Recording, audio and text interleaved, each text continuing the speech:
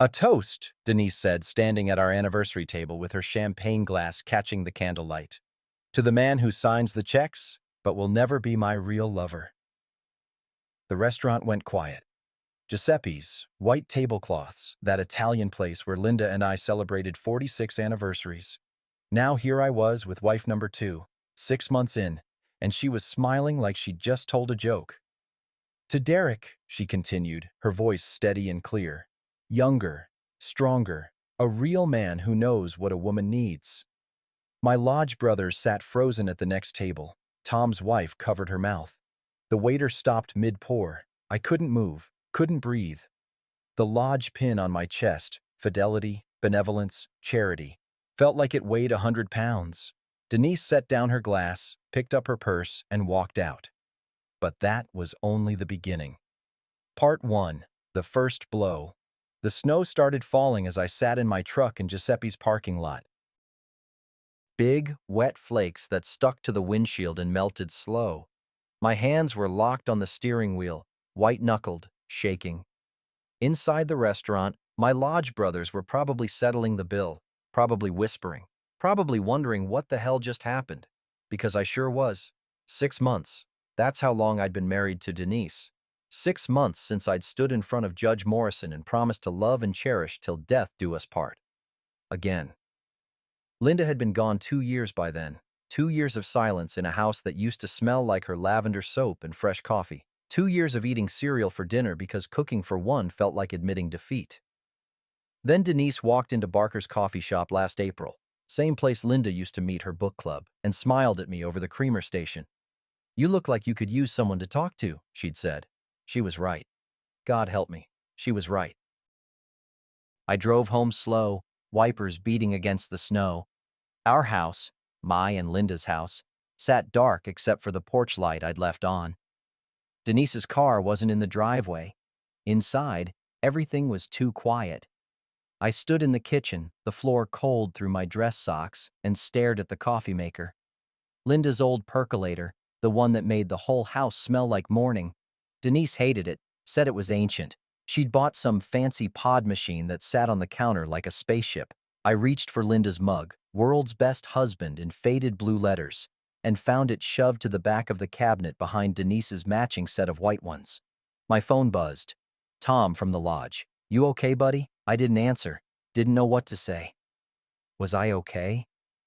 My wife had just told a room full of people I wasn't man enough for her, that she had someone else, someone real. The screen door creaked. That third board on the porch always announced visitors. I looked up expecting Denise, ready to demand answers, but it was Martha from next door, standing in her coat and boots, holding a covered dish. "Don't say you're fine," she said, pushing past me into the kitchen. "I saw Denise's car leave 2 hours ago. You haven't eaten." Martha Hendricks, 72, widowed 8 years, had lived next door since before Sarah was born. She'd brought casseroles when Linda was sick, had stood beside me at the funeral, had told me, in her blunt way, that marrying Denise after only 4 months was rushing into something you're not ready for. She set the dish on the counter, lasagna, still warm, and turned to face me. "What happened at that restaurant, Ray?" "Nothing," I said. "Just a misunderstanding." "Bullshit." Martha never cursed unless she meant it. "I heard the Gaffney boy telling his mother at the grocery store, 'Half the town knows by now.'" My face burned. Of course they did. Small town, big mouths. "She was drunk," I tried. "The wine." "Ray." Martha's voice went soft, which was worse than her being sharp. "Drunk people tell the truth. Sober people lie." I sat down at the kitchen table, Linda's table, the one we'd bought at an estate sale in '82, scarred oak that had survived decades of family dinners. Denise wanted to replace it with something modern, glass and chrome. "I don't know what I'm supposed to do," I said. Martha pulled out a chair, sat across from me like we were plotting something. "You're supposed to stop making excuses for her. She's my wife. For 6 months. Linda was your wife for 46 years. There's a difference." The name hit me like a fist. Linda.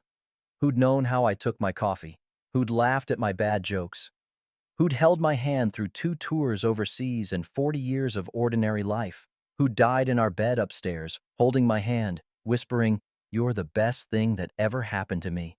And I'd replaced her in 9 months. I was lonely, I said, and hated how small my voice sounded. I know. Martha stood, patted my shoulder. Eat something. Get some sleep. Tomorrow you start figuring out what's really going on here. What do you mean? But she was already at the door, pausing with her hand on the frame. Ray, women like Denise don't marry men like you for love. She's 52 years old, looks 40, acts 30. You're 68, retired, living on a pension and Social Security. She met my eyes. I'm not trying to hurt you. I'm trying to wake you up. The door closed behind her. The third board creaked. I sat alone in Linda's kitchen, in the house we'd paid off in 2003 with overtime and her careful budgeting, and thought about Denise's smile when she'd said real lover. My phone buzzed again. This time it was Denise. Staying at a friend's tonight. Need space to think. No apology. No explanation. Just space. I picked up Linda's mug, traced the faded letters with my thumb, and wondered when exactly I'd become the kind of man who signed checks but couldn't keep a woman. The lasagna sat untouched on the counter, going cold. Outside, the snow kept falling. Denise came home 2 days later. I was on the porch fixing the railing, or trying to.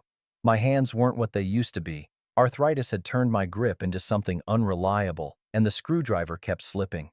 I'd been a road maintenance supervisor for 40 years. Used to swing a sledgehammer 8 hours straight. Now I couldn't tighten a loose bolt without my fingers cramping. Her car pulled into the driveway, that little silver sedan I'd co-signed for in August. She got out wearing sunglasses even though the sky was gray, carrying a shopping bag from some store I didn't recognize. Ray, she smiled, climbing the porch steps. The third board creaked under her heels. Baby, I'm so sorry about the other night, baby. She'd never called me that before. Where were you?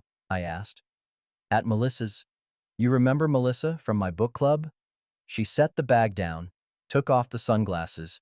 Her eyes were clear, no redness, no tears. I was mortified about what I said, the wine, the stress. I haven't been sleeping well. You said you had a lover named Derek. I know. She touched my arm, her fingers cold through my flannel. It was cruel and stupid. I don't even know a Derek. I think... She paused, bit her lip. I think I need to see someone. A therapist. This menopause has me saying things I don't mean. Menopause. Stress. Wine. All the reasons that weren't the real reason. You embarrassed me in front of everyone I know, I said. I know. God, Ray, I know. She moved closer, rested her head on my chest. I'll make it right. I promise.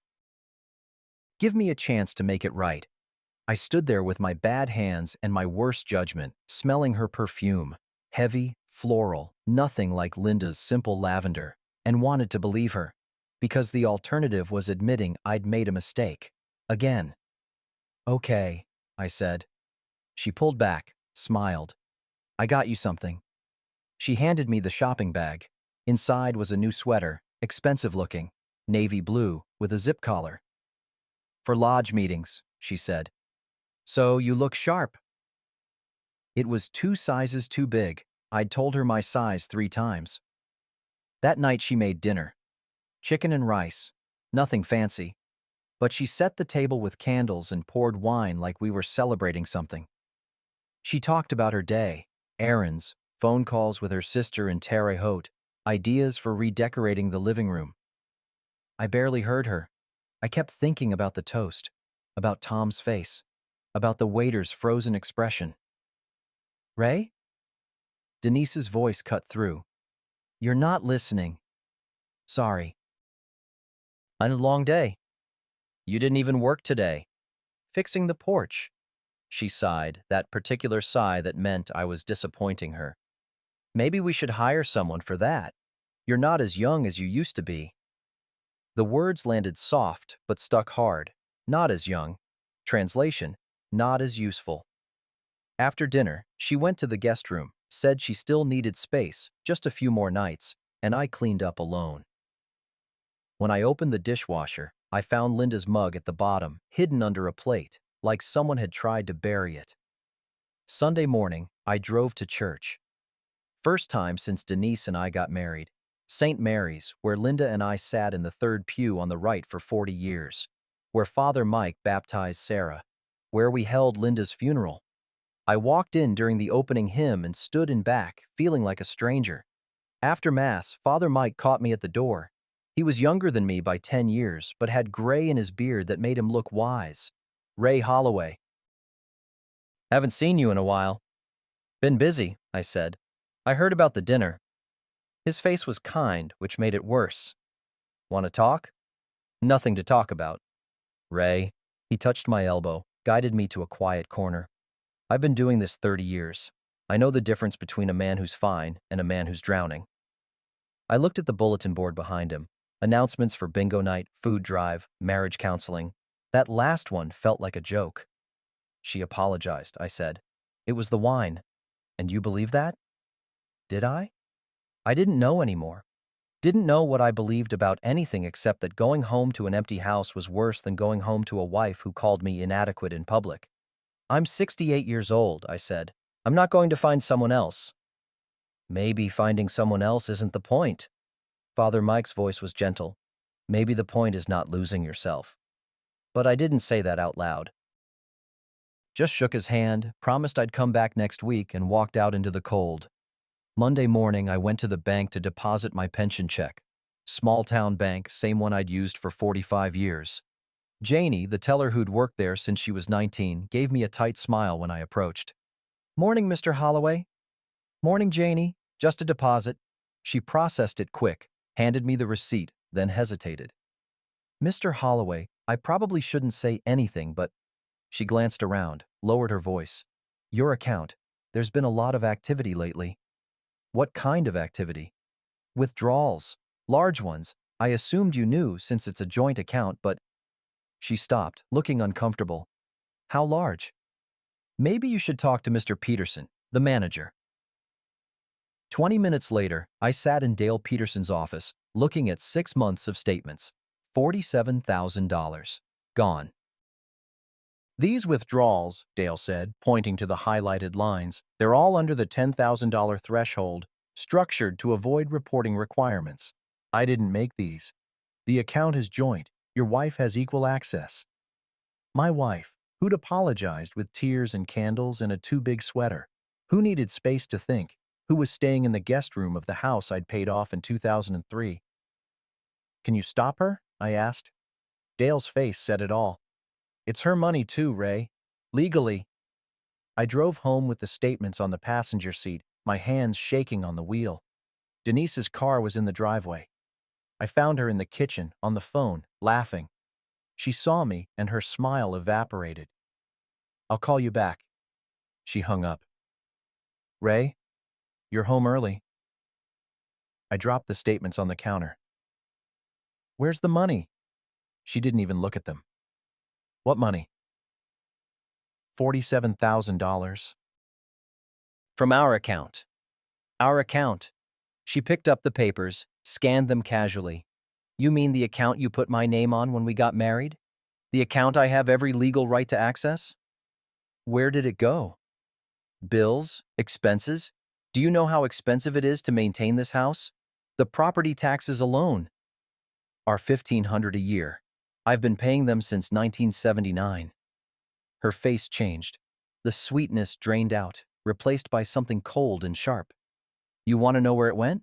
Fine. I have a life, Ray. I have needs. You think I married you to live like a monk in this falling apart museum? You married me 6 months ago. You said you loved me. She laughed, actually laughed.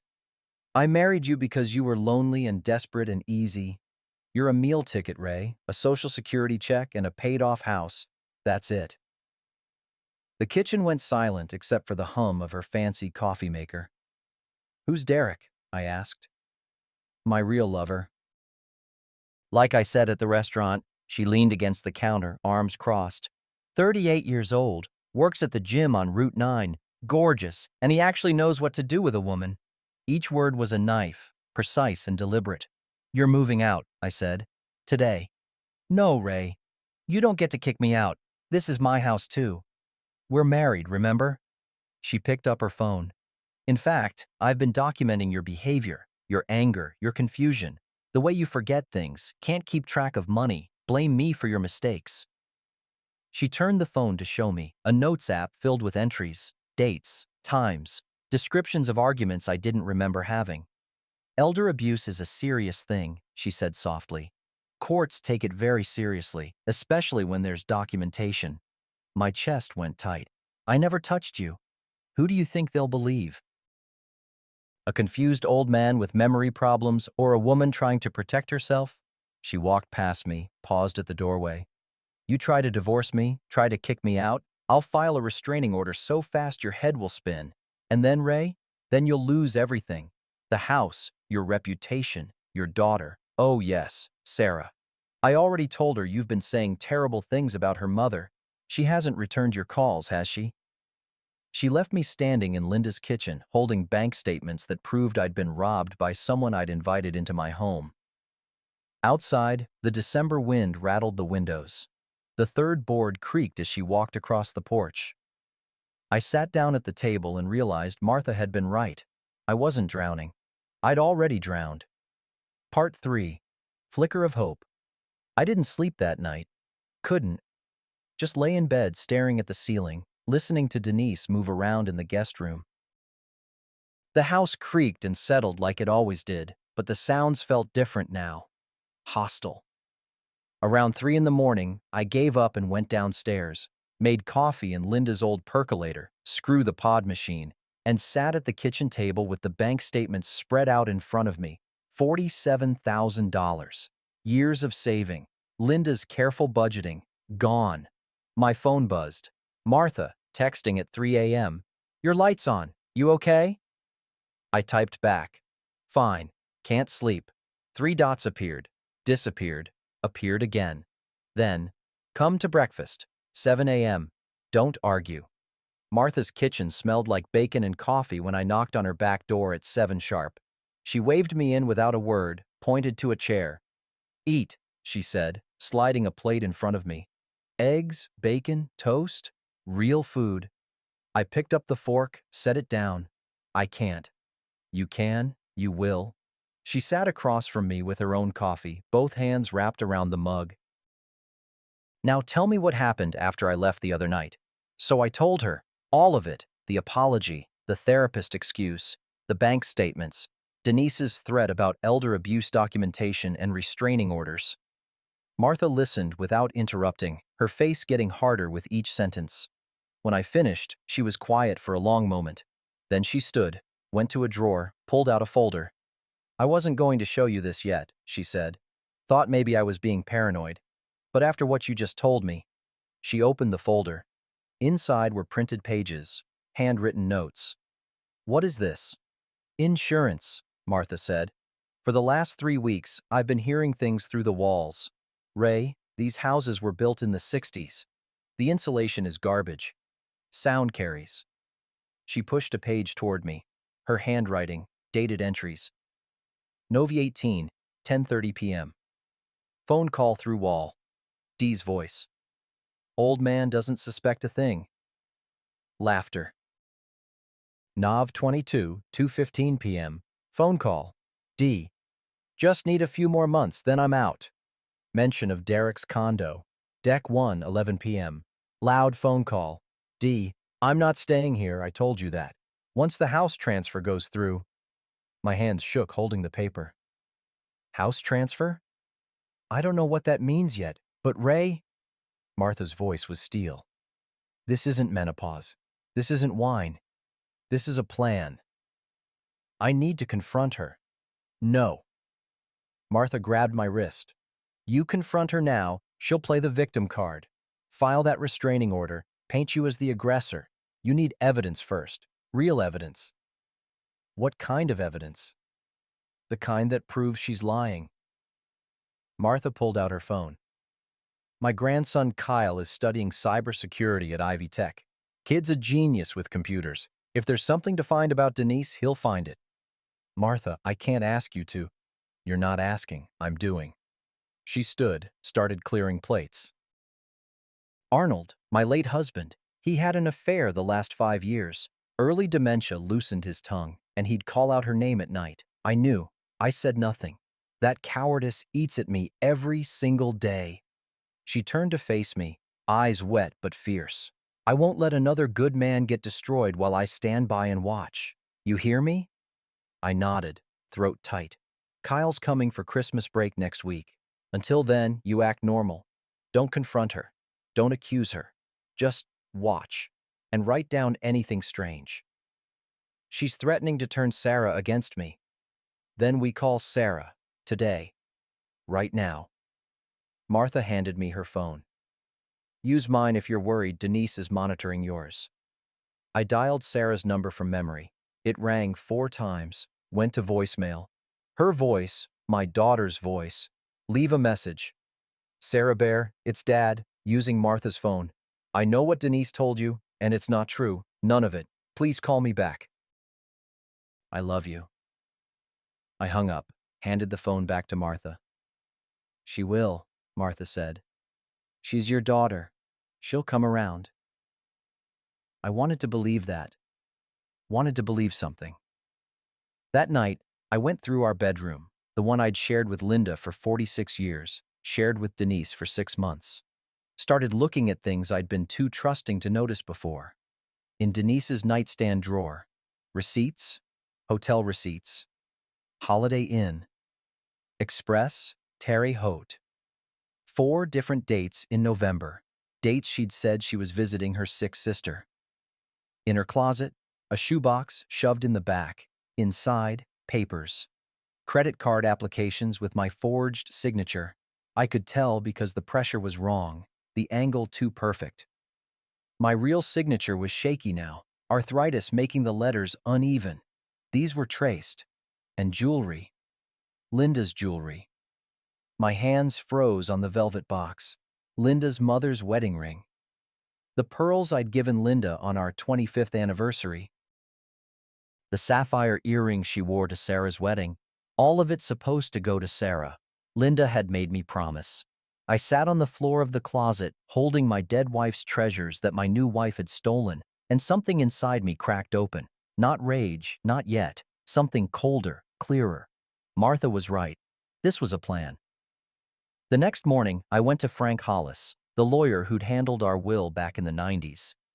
His office was above the hardware store, same place it had been for 30 years. Frank was 72, mostly retired, but he knew everyone in town, knew their business, knew their secrets. Ray Holloway. He stood to shake my hand, then looked at my face and sat back down. What happened? I told him. Not all of it, just the relevant parts. The money, the threats, the forged documents. Frank listened, made notes, then leaned back in his chair with a sigh. Ray, I'm going to be straight with you. Domestic disputes favor the woman 90% of the time. That's just reality. And elder abuse claims, courts take those seriously, as they should. She's lying. I believe you. But belief doesn't matter. Evidence matters. And from what you're telling me, she's been building a case against you while you've been building nothing. So I just let her take everything? I didn't say that. Frank pulled out a legal pad. But you need to be smart. Document everything. Financial records, communications, witnesses, and Ray, he met my eyes. Don't confront her alone. Don't give her any ammunition for that abuse claim. What about the forged signatures? Get them analyzed. Independent expert. That's actual evidence, not he said, she said. I left his office feeling worse than when I'd entered. The law that should protect me was protecting her instead. That evening, Martha showed up at my door with Tupperware. Pot roast, she said. You need to eat. We sat at Linda's table, Martha across from me like we were plotting a war, which I guess we were. Kyle's coming tomorrow, she said. Early Christmas break. I told him what's going on. He's already started looking. Looking at what? Public records. Social media. People leave trails, Ray, electronic footprints. Kyle can follow them. I picked at the pot roast. It was good. Reminded me of Sunday dinners at my mother's house 50 years ago. Comfort food, the kind that makes you feel less alone. I found Linda's jewelry, I said quietly. hidden in Denise's closet. She was going to sell it. Martha's fork stopped halfway to her mouth. That jewelry was Sarah's inheritance. I know. Did you take it back? Left it there. Didn't want her to know I was looking. Smart, Martha nodded. That's theft. Documented theft, especially if Linda's will specifies it goes to Sarah. We sat in silence for a moment. Outside, I could hear Mrs. Chen's dog barking 3 houses down. Normal neighborhood sounds. Normal life happening while mine fell apart. Martha, I said, why are you doing this? Because nobody did it for Arnold. Nobody did it for me. She reached across the table, squeezed my hand once. And because you're a good man, Ray Holloway, good men are rare, worth fighting for. After she left, I sat alone in the kitchen and let myself cry for the first time since Linda's funeral, not because I was broken, but because I wasn't alone. Kyle arrived 2 days later, a skinny kid with acne scars and a laptop bag that looked more expensive than my truck. He couldn't have been more than 19, 20 maybe, but he had Martha's sharp eyes. Mr. Holloway, he said, shaking my hand on Martha's porch. Grandma told me what's happening. I'm really sorry. Call me Ray. We sat in Martha's living room, safer than my house, where Denise might overhear. Kyle opened his laptop, fingers moving fast across the keyboard. So I did some preliminary searches, he said. Basic stuff, social media, property records, court filings, and Mr. Holloway, Ray, I found something. He turned the screen toward me. A Facebook profile. Denise Carmichael. Different last name, same face. Younger in the photos, maybe 5 years ago. She was married before, Kyle said, to a Donald Carmichael in Scottsdale, Arizona.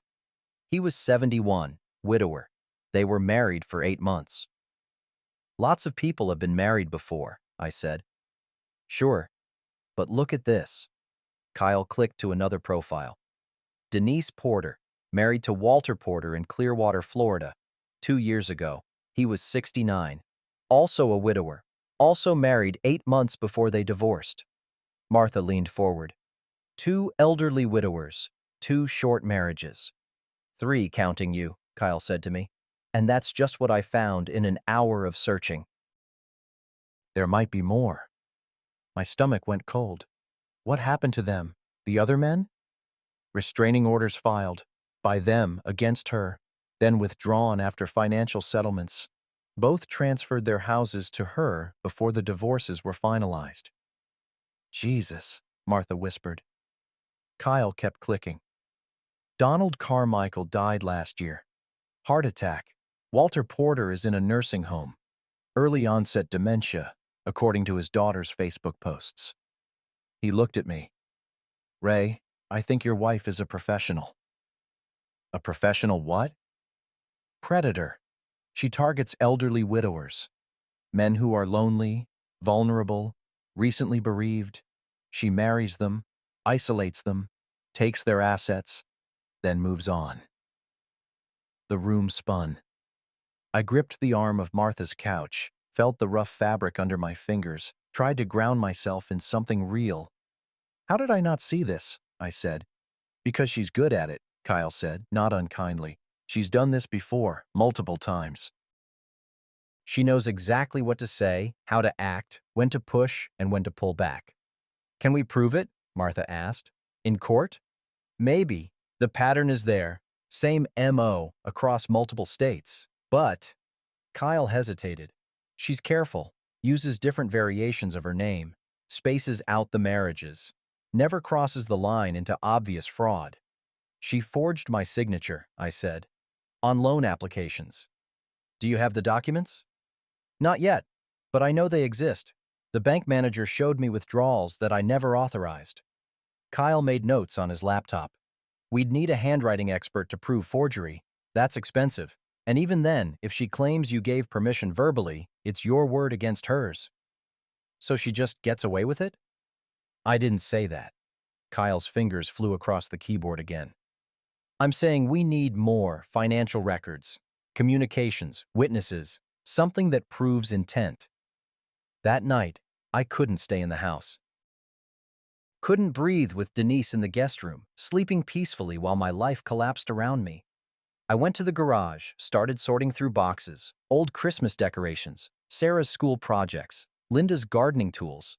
At the bottom of a stack, I found our wedding album, mine and Linda's, leather-bound, pages yellowed. I sat on the cold concrete floor and opened it. There we were, 22 years old. Linda in her mother's wedding dress, me in my dress uniform, young and stupid and so damn sure we'd figured out how to be happy. 46 years. We'd made it 46 years. And I'd replaced her in 9 months. Dad? I looked up. Sarah stood in the garage doorway, her car idling in the driveway behind her. For a second, I couldn't move, couldn't believe she was real. Sarah Bear, I managed. She looked older, tired. Her hair was pulled back in a ponytail, and she was wearing the jacket Linda had bought her for her birthday, the last birthday before Linda died. Martha called me, she said. Told me things Denise said you said about Mom, about me.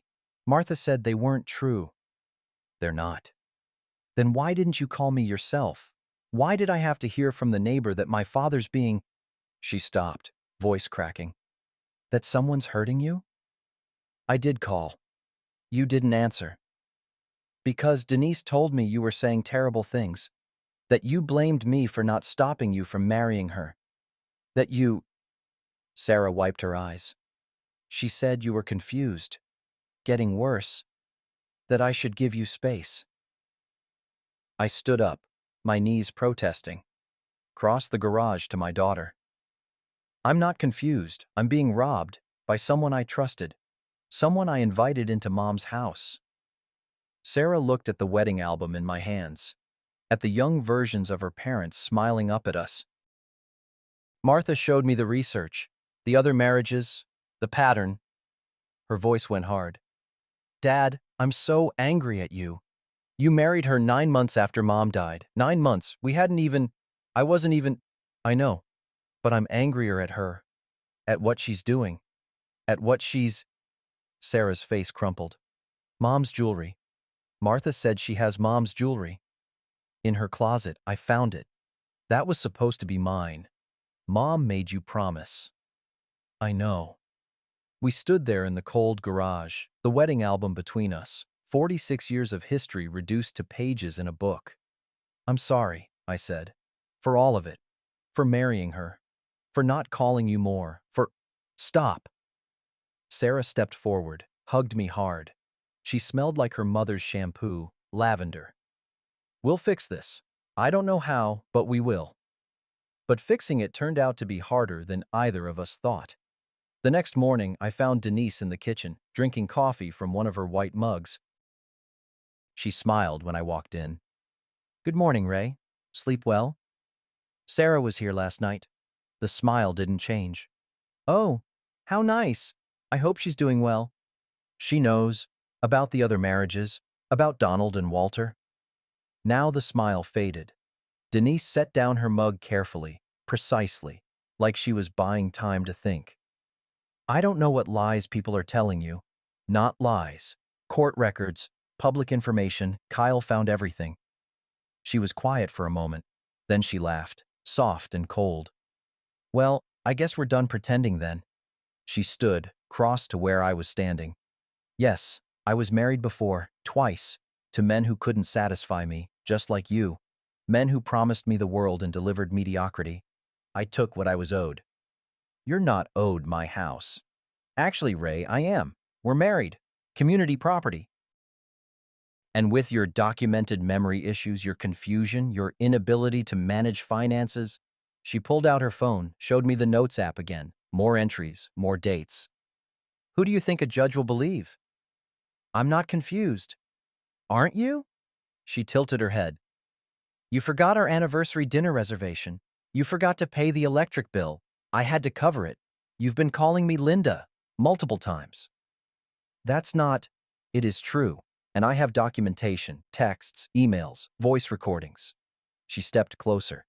You're a confused old man, Ray, a widower who can't accept that his first wife is gone, who latched onto me as a replacement and now can't handle the reality that I'm a person, not a memory. My hands were shaking, with rage, with fear. with the terrible understanding that she'd been building this case for months while I'd been playing house. Get out of my home. No. She picked up her coffee mug, took a sip. But you're welcome to leave. In fact, I think that would be best. For your health, your mental state. There's a lovely VA facility in Lafayette, assisted living. I've already made some calls. You can't do that. I can. I'm your wife, your caregiver, and I'm concerned about your well-being. She set down the mug. Pack a bag, Ray, or I'll call Adult Protective Services. Tell them you're a danger to yourself, that you've been having episodes, violent episodes. I've never touched you. Who will they believe? Me with 6 months of documentation, or you with nothing? She walked past me, paused at the doorway. You have until the end of the week to decide. Leave voluntarily, sign over power of attorney, and I'll make sure you're comfortable. Fight me, and you'll lose everything, including your daughter's respect. The third board creaked under her feet as she crossed the porch. I stood alone in Linda's kitchen, listening to the coffee maker hiss and spit, and realized I was out of options. She'd won. I sat on the porch that afternoon, January wind cutting through my flannel, and watched the neighborhood go about its business. Mrs. Chen walking her dog. The Ramirez kids building a snowman. Normal life. The third board creaked under my weight. I'd been meaning to fix that for months. Years, maybe. Linda used to say it was the house's way of announcing visitors, our personal doorbell. I stood up, went to the garage, found my toolbox under a tarp. The screwdriver felt foreign in my arthritic hands, but I knelt down and started working on that board. 15 minutes. That's all it took. Tighten 3 screws, test the board, no more creak. It wasn't much, didn't solve anything, but it was mine. My porch, my board, my choice to fix it. Martha appeared at the fence line. Ray, you okay? Fix the creak, I said. She understood, nodded. Small victories. Denise gave me an ultimatum. Leave by the end of the week or she calls Adult Protective Services. And claims I'm a danger to myself. Martha's face went hard. Over my dead body. She has documentation, Martha. 6 months of fake evidence, notes about confusion, memory loss, episodes I never had, and I've got nothing. You've got us. You've got Kyle's research. You've got... It's not enough. I sat back on the porch steps. She's done this before, successfully. She knows how the system works, knows that courts protect vulnerable adults, and right now, I look like the vulnerable one. So, what are you going to do? I looked at the porch board I'd just fixed. Solid now. No give. I'm going to document everything, starting today. Every interaction, every threat, every lie. I'm going to write it all down, save it somewhere she can't delete it. I met Martha's eyes. And I'm going to stay in my house, even if it kills me. Ray, this is Linda's house, our house. 46 years of mortgage payments, of raises spent on repairs instead of vacations, of her garden and my workshop, and Sarah's height marks on the doorframe. My voice cracked. I'm not giving it to her. Martha climbed over the low fence, something I'd never seen her do in 34 years, and sat beside me on the steps. Linda would be proud of you, she said quietly. Linda would have seen through Denise in 5 minutes. Maybe, but she'd be proud you're fighting now. Martha pulled something from her coat pocket. A small notebook, spiral-bound. Write it all down. Dates, times, what was said. Keep it at my house. That way it's safe. I took the notebook. It felt substantial, real. There's something else, Martha said. Kyle found the pawn shop, where she sold Linda's jewelry, Samuel's pawn loan, over in Bedford. The owner, Samuel Weinstein, he's old school, keeps records of everything. So Kyle called him, told him the jewelry was stolen from a deceased woman's estate. Samuel said he'd hold on to it, won't resell it. Said if we can prove ownership, he'll return it.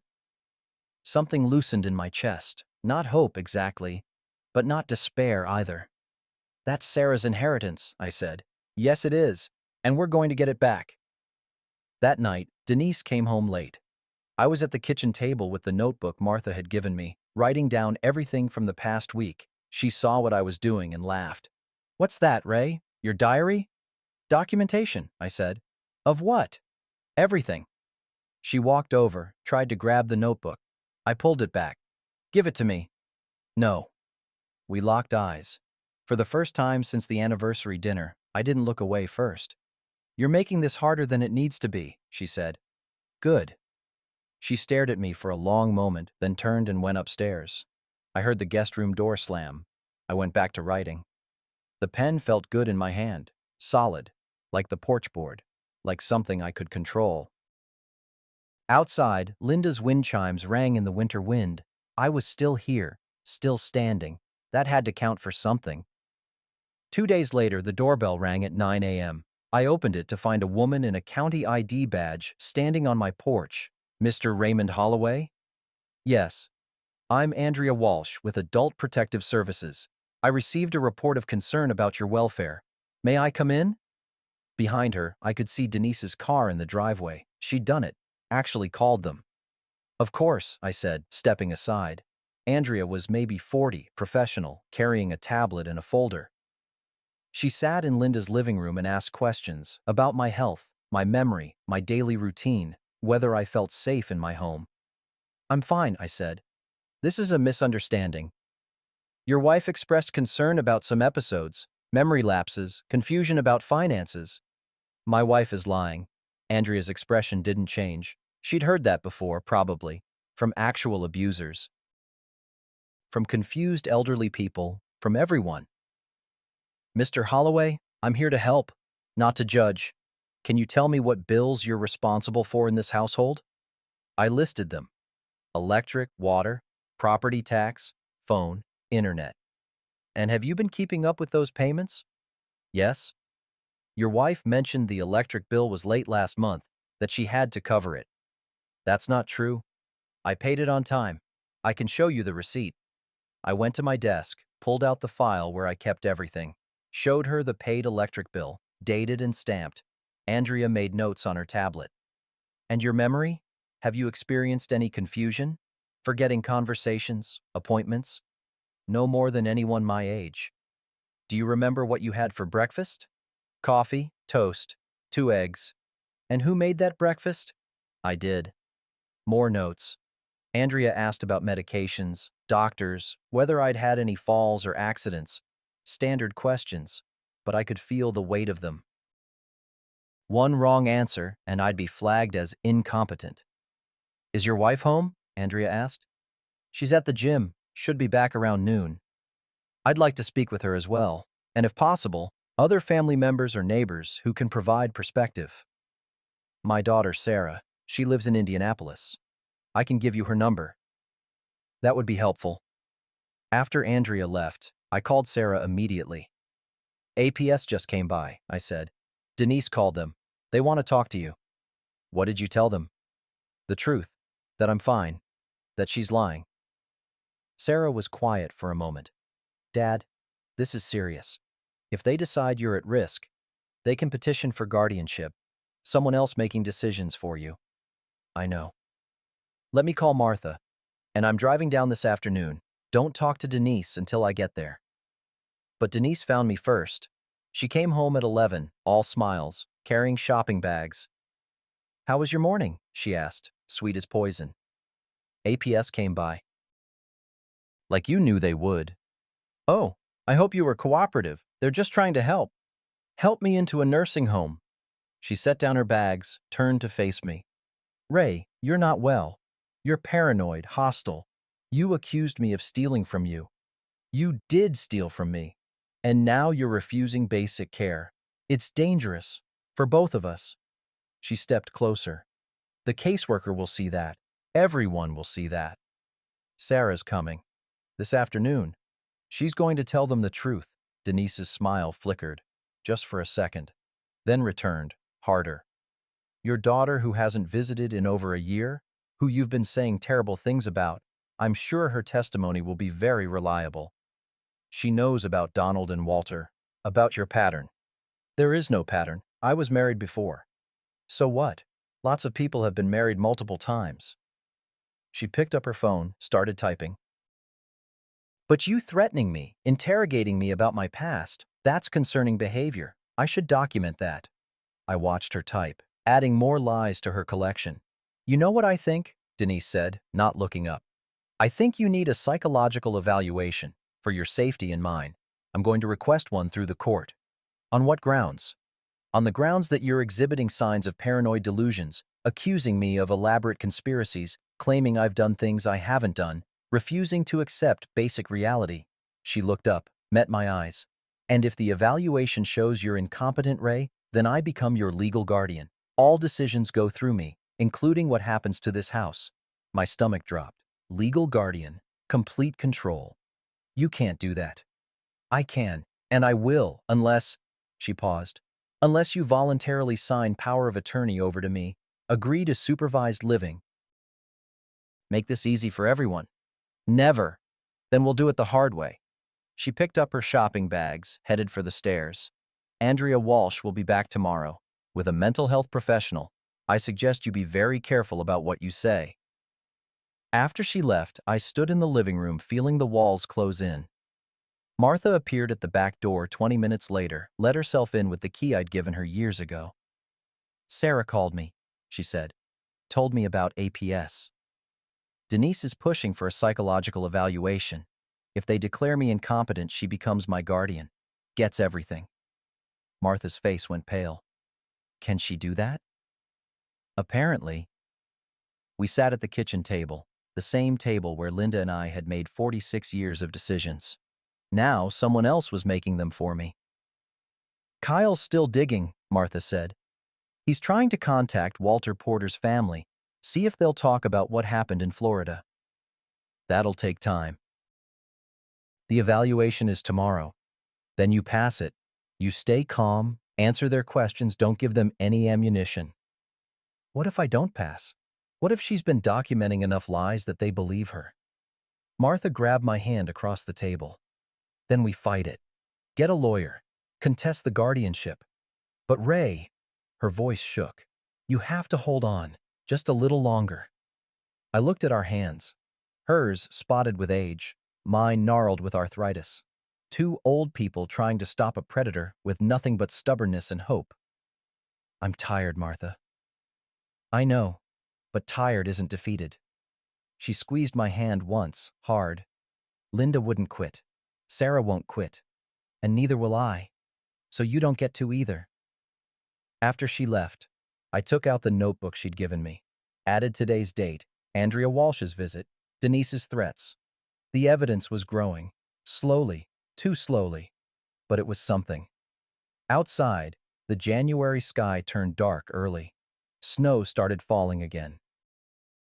Tomorrow, I'd face questions designed to prove I wasn't competent to run my own life. Tonight, I fixed another board on the porch, made coffee in Linda's percolator, wrote everything down.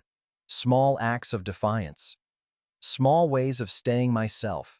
It had to be enough. The mental health evaluation happened in my own living room. Dr. Patricia Kim, mid-50s, calm voice, steady eyes that missed nothing. She asked me to count backward from 100 by sevens. Name the president. Draw a clock showing 3:15. Remember 3 words she told me at the start. Apple, table, penny. I did it all, perfectly. But Denise sat beside me the whole time, her presence a weight. Every answer I gave, she'd sigh softly, shake her head. The performance of a concerned wife watching her husband fail. Mr. Holloway, Dr. Kim said, your wife mentioned you've been having trouble managing finances. Can you tell me about your banking? I can tell you my wife stole $47,000 from our joint account. Denise's hand went to her chest. Ray, please, not this again. It's true, I have the statements. He's been obsessing over this, Denise interrupted, voice breaking, accusing me of theft when I've been trying to manage our household expenses. He forgets that I show him every transaction, that he approves everything. I never approved anything. Dr. Kim made notes. Do you have documentation of these transactions, Mr. Holloway? Yes, at the bank. Dale Peterson, the manager, he showed me. Ray's been going to the bank repeatedly, Denise said, asking the same questions over and over. Dale called me last week, concerned about the repetition. That was a lie, but how could I prove it? Mr. Holloway, have you been feeling anxious? Paranoid? I'm not paranoid. She's... I stopped. Heard how I sounded. Desperate. Accusatory. Exactly like a confused old man seeing conspiracies everywhere. Dr. Kim's face gave nothing away. Let's talk about your daily routine. Who does the cooking? I do. He tries, Denise said gently. But he forgets he's already eaten, makes multiple meals. I find food going bad because he doesn't remember putting it away. That's not true. Ray, honey.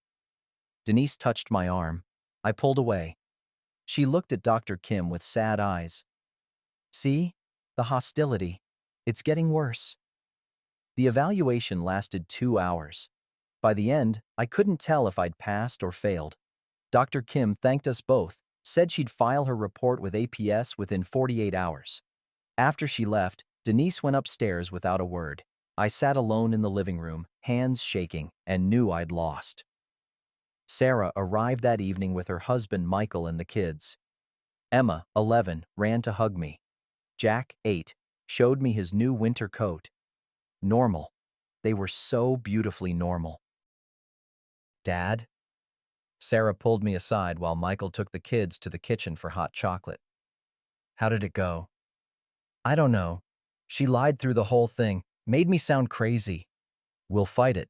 Whatever the report says, we'll contest it. With what? I've got nothing, Sarah. No evidence, except an old woman's handwritten notes and a grandson's internet research. Denise has 6 months of documentation, a caseworker who thinks I'm at risk, and a psychologist who just watched me get hostile and defensive. You're not crazy. I know that. But can I prove it? I sat down at the kitchen table, suddenly exhausted. She's going to win. She's going to take the house, the money, everything your mom and I built, and there's nothing I can do to stop her. Sarah knelt beside my chair. Listen to me. You taught me something when I was little. Remember? When Tommy Brewster was bullying me in 4th grade? I remembered. Send her to school with instructions. Document everything. Tell the teacher calmly, don't fight on his terms. You said bullies win when you lose control, when you fight their way instead of the right way. She took my hands. So we do this the right way, legally, carefully. We get a real lawyer, not Frank Hollis, someone who specializes in elder abuse cases.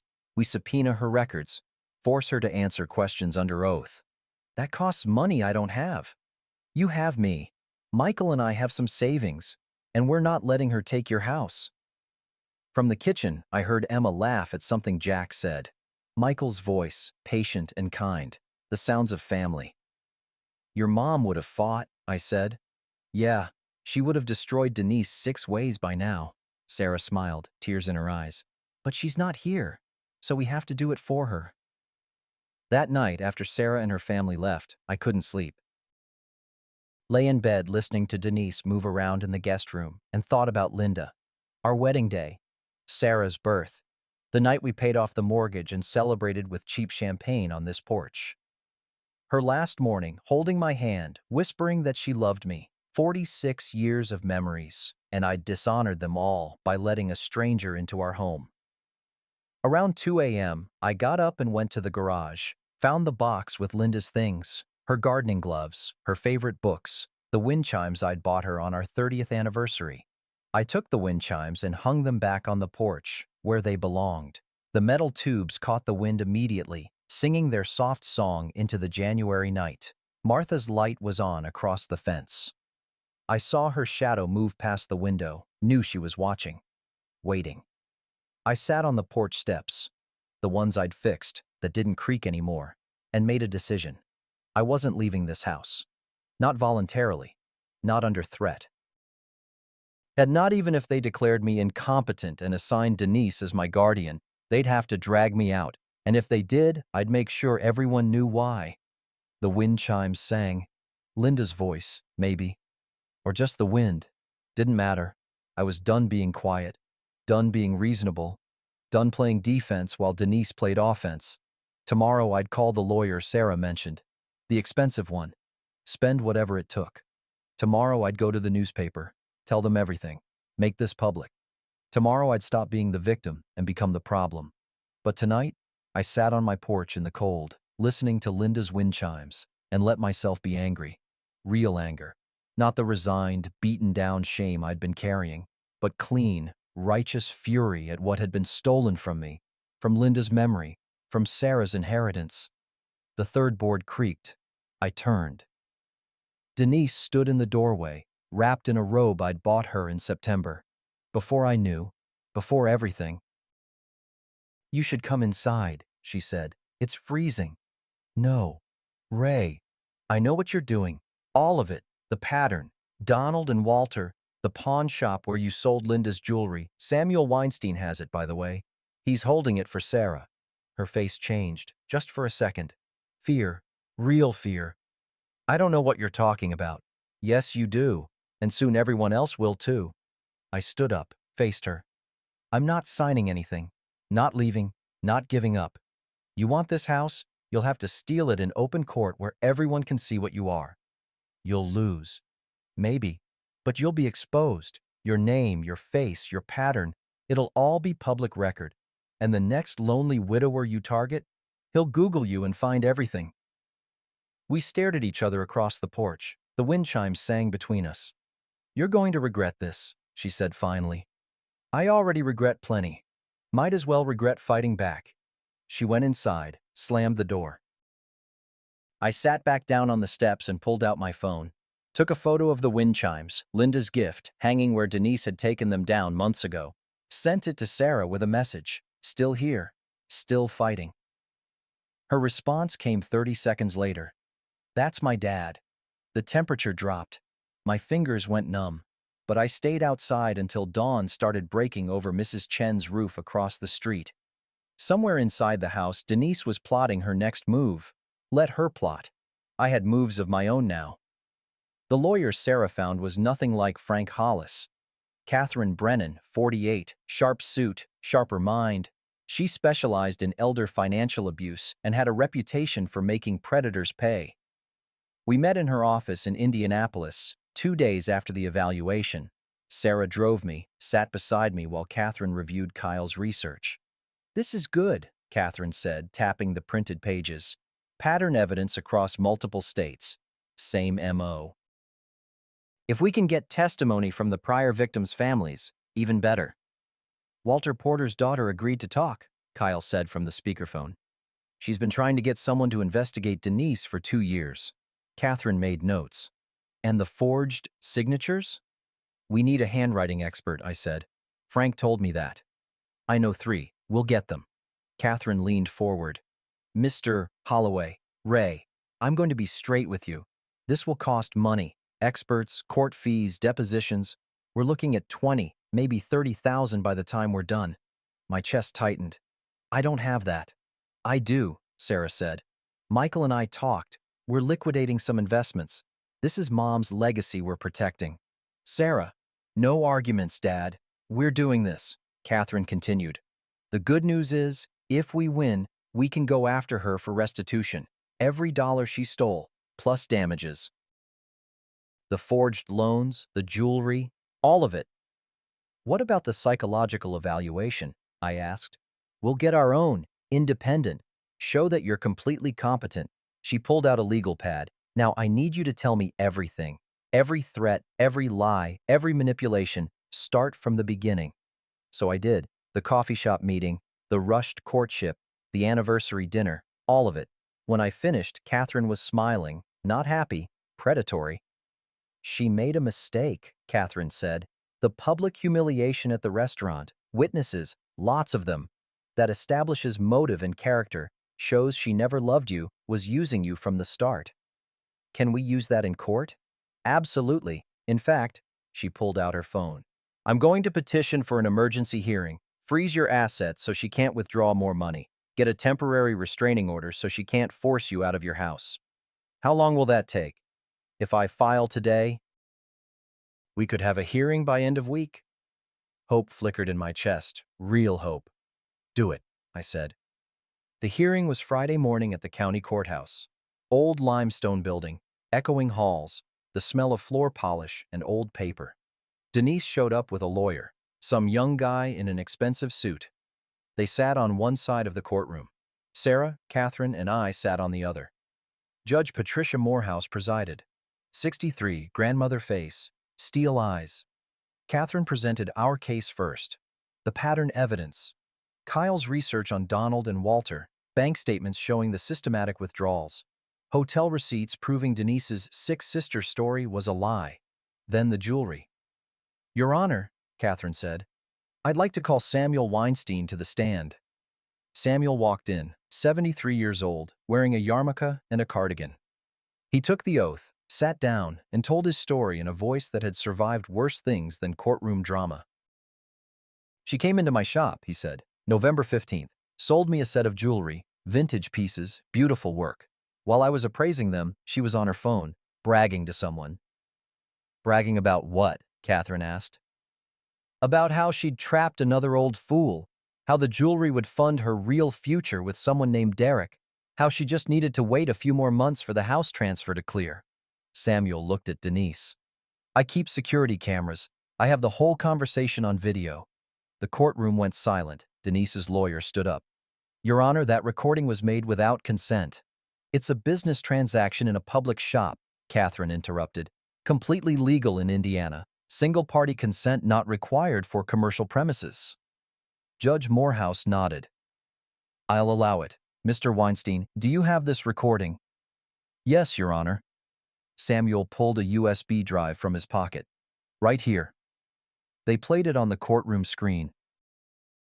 Denise's voice, clear and cold, describing me as a pathetic old man who signed whatever I put in front of him, laughing about how easy it was, how she'd be in the condo with Derek by spring.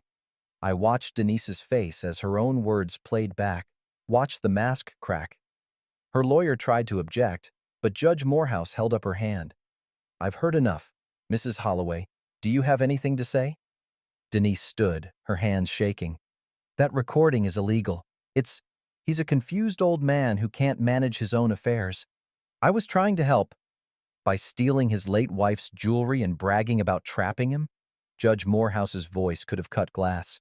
By forging loan documents and systematically draining his accounts?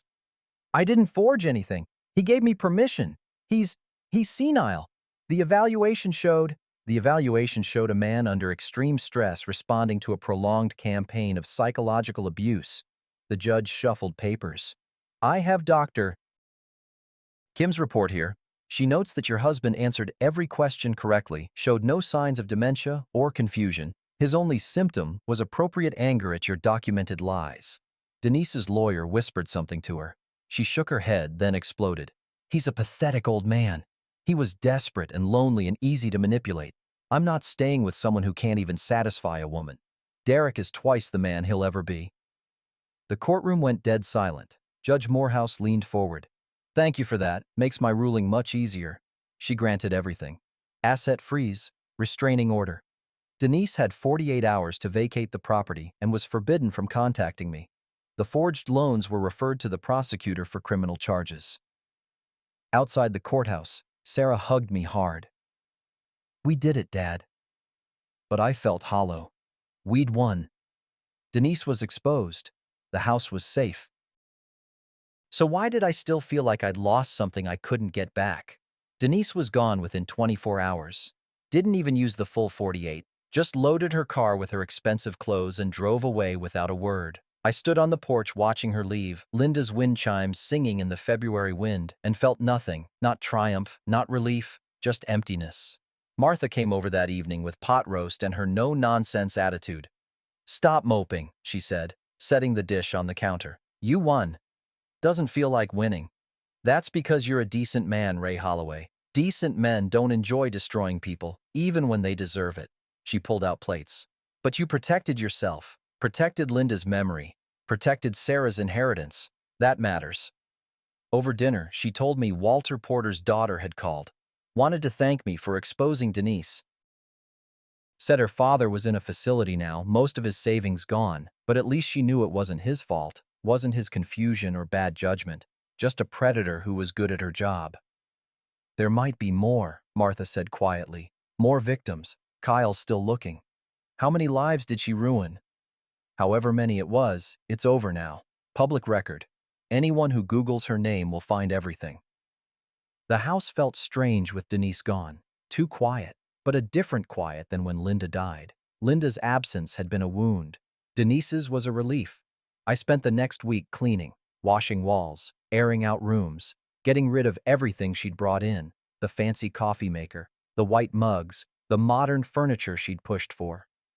Sarah came down with the kids on Saturday. We went to Samuel's pawn shop together to retrieve Linda's jewelry. Samuel was waiting for us, the velvet box already on the counter. "Mr. Holloway," he shook my hand. "I'm glad this worked out." "You didn't have to hold on to it," I said. "Could have just sold it." "My mother's wedding ring was pawned in Kiev, 1947, Samuel said. "She never got it back." I told myself if I ever had the chance to return something precious to its rightful family. He pushed the box toward Sarah. "This belongs to you." Sarah opened it. Linda's pearls, her mother's wedding ring, the sapphire earrings.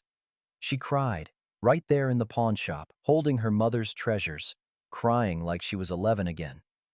Samuel handed her tissues and refused to take any payment beyond what I'd originally offered. "Some things," he said, "are worth more than money." Spring came slow that year. March was cold and wet. But by April, the thaw had set in for real. I fixed everything Denise had broken or neglected: the porch boards, the leaking faucet, the loose doorknob, small repairs that made the house mine again. Martha helped with the garden, planting Linda's favorites: tomatoes, zucchini, zinnias. We worked side by side in the dirt, not talking much, just being useful. Sarah visited every Sunday with the kids. Emma wanted to learn to make Linda's apple pie. I taught her using Linda's recipe card with the grease stains and handwritten notes. Watching Emma's small hands rolling dough at Linda's counter made something in my chest unknot. The Lodge brothers came around too, shamefaced but present. Tom brought beer and apologized for the 10th time. "Stop," I told him. "You didn't know. None of us did. Still feel like shit about laughing. Then buy the next round and we'll call it even." Father Mike invited me back to church. I started going again, sitting in my old pew, third row, right side, where I belonged. And Helen Patterson, the widow from the parish, asked if I wanted to volunteer at the food pantry with her on Thursdays. I said yes. Not because I was looking for romance, not because I needed someone to fill the space Linda left, but because Helen had kind eyes and steady hands, and working alongside her felt like being useful again. We sorted cans and made small talk about nothing important. It was nice, uncomplicated, safe. "You're different than you were 6 months ago," Helen said one Thursday, stacking boxes. "How so?"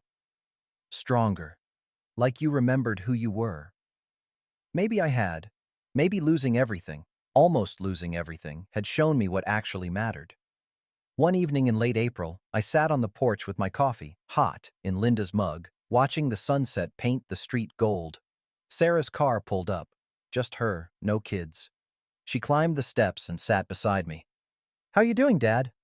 "Good. Really good, actually." Martha told me about Helen. "We're just friends." "I know, but it's nice. You having friends. Being here." She leaned her head on my shoulder. "Mom would be proud." "Think so?" "I know so. You fought for her house, for her memory, for yourself." Sarah squeezed my hand. "That's the man she married. The one I grew up with. I'm glad he's back." We sat there as the streetlights came on, one by one, marking the familiar path home. The wind chimes sang. The third board didn't creak. And for the first time in a long time, I felt like I was exactly where I was supposed to be. Not because someone else validated me, not because I had a woman in my house, but because I'd stood up when it mattered, because I'd protected what was mine, because I'd remembered that dignity isn't something someone gives you, it's something you keep.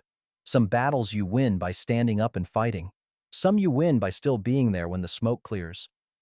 I learned something in those cold months. Learned that loneliness makes a man vulnerable, but it doesn't make him weak. That needing companionship is human, but sacrificing yourself for it is surrender. Linda used to say that the measure of a man isn't how far he falls, but whether he gets back up. I fell pretty far. Let a stranger into our home. Nearly lost everything we'd built. But I got back up. The house is quiet now, but it's my quiet. The coffee's hot. The porch doesn't creak. Linda's wind chimes sing in the spring breeze. Sarah brings the grandkids every week. Martha waves from her garden. The Lodge brothers stop by for cards. I'm 68 years old, not rich, not young, not looking for another wife. But I'm here, in my house, with my dignity. And that's enough. If you're reading this, if you know someone who's lonely, vulnerable, maybe rushing into something that doesn't feel right, pay attention, ask questions, be the neighbor who won't look away. Sometimes that's all it takes. Someone who gives a damn.